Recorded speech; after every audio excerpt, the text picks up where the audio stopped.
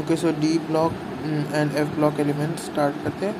पहले तो transition elements की जनरल इलेक्ट्रॉनिक कॉन्फ़िगरेशन इंपॉर्टेंट है। n-1 d 1 से 10, ns 1 से 2।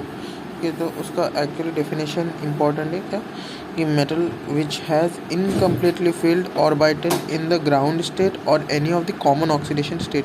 या तो ग्राउंड स्टेट अगर फिल्ड भी होगा, फिर भी अगर कॉमन ऑक्सीडेशन स्टेट में, किसी भी कॉमन ऑक्सीडेशन स्टेट में अगर उनका ग्राउंड स्टेट इनकम्प्लीटली फिल्ड होगा, फिर भी हम उसे ट्रांजिशन मेटल्स कहेंगे। ठीक है, इसलिए जिंक और मर्क्यूरी कैडमियम को हम ट्रांजिशन मेटल नहीं लेते, क्योंकि ना ही उनका एक तो fully filled ground state orbitals है, और उनके कॉमन ऑक्सीडेशन स्टेट में भी वो इनकम्प्लीटली फिल्ड होते नहीं हैं, डी ऑर्बिटल्स जो होते हैं उनके। क्योंकि देखना यहाँ पे जब Zn+2 करते हैं तो भी यहाँ पे देखो डी ऑर्बिटल्स फुल्ली फिल्ड है इनके, है ना। जिंक के जो नॉर्मल है उसमें तो इसका ये दो भी फुली फिल्ड होता है 4s2।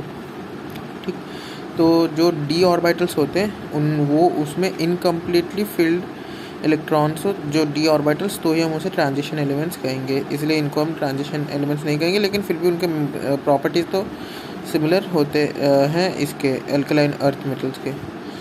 ठीक, तो इनको वोलाटाइल मेटल्स भी कहते हैं, ये इंपॉर्टेंट है। वोलाटाइल मेटल्स होते हैं जिंक, मर्क्यूरी, कैडमियम। ठीक है, the D orbitals of transition elements पर ये वेरी वेरी इंपॉर्टेंट पॉइंट है। पूरे स्टार्टिंग के NCERT के 2-3 पेजेस में से यही सबसे इंपॉर्टेंट पॉइंट है क्या, the D orbitals of transition elements project to the periphery of the atom more than s and p orbitals. वो ग्राफ पता ही होगा ना, ऐसे न्यूक्लियस के कौन करीब होता है कौन दूर होता है। तो डी ऑर्बिटल्स और f ऑर्बिटल्स और भी दूर होते हैं, तो वो project to the periphery atom के, अगर ये एटम हुआ ना तो उसके पेरिफेरी जो है न्यूक्लियस से दूर, उसके अराउंड ही डी ऑर्बिटल्स होते, तो इसलिए वो ज़्यादा रिएक्टिव होते बाहर के एटम्स या कंपाउंड्स के द्वारा। Atom more s and p orbital and hence are more influenced by other atoms और मॉलिक्यूल्स। एग्जांपल लाइगेंड्स हो तो कोऑर्डिनेशन कंपाउंड्स में आएगा।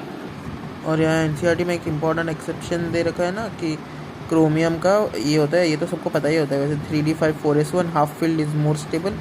वैसे ही कॉपर का भी होगा 3d10 4s। तो this we have to remember, ये बहुत इंपॉर्टेंट।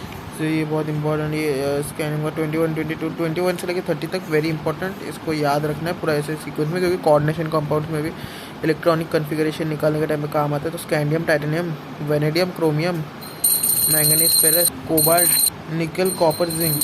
तो कुछ बहुत इंपॉर्टेंट थोड़े इंपॉर्टेंट पॉइंट्स है जो एक्सक्लूसिव प्रॉपर्टीज़ होते हैं डी ऑर्बिटल्स के। क्या, variety of oxidation states, formation of coloured ions and entering to complex formation with variety of ligands. ठीक है, ये 3 इंपॉर्टेंट प्रॉपर्टीज़ है।